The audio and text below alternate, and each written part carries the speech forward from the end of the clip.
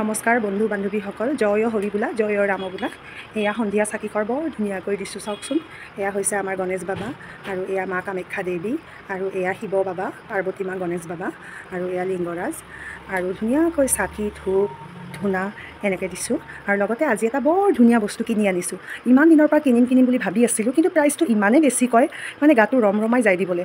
সৰু এডোখৰ ঠানিত এইকণমান ঠানিত 300, 350, 150 টকা দিব পাৰি নেকি কওকচোন। কিন্তু আজি যিটো বস্তু চালোঁ, কম দামত ডাঙৰ টুকুৰা এটা পালোঁ, সেয়েহে লৈ আহিলোঁ। দেখাওঁ আপোনালোকক দেই। এইটো চাওকচোন, এইটো লৈ আহিছোঁ। মানে আমি ইয়াৰ আগত ফেঞ্চি মাৰ্কেটত সুধিছিলোঁ, অকল এই ঠানিটো দেখিছেনে, অকল এই ঠানিটো আৰু অকণমান ডাল এটা থাকে, সেইটোকে 350 কয়, মানে 250 মানত দিয়ে আৰু। কিন্তু আজি এই ইমান ডাঙৰ পিচ, ভিডিঅ'টো বহুত সৰুৱে দেখা হৈছে, কিন্তু ভালেখিনিও ডাঙৰ। মানে এয়া চাওকচোন। আৰু ঠানি কেইটা আছে, 1, 2, 3, 4, 5টা, আৰু এইটো ওলাই আহিছে। এইটো ইমানবোৰ ঠানি চাওকচোন, আৰু ইমান কম প্ৰাইজত পালোঁ।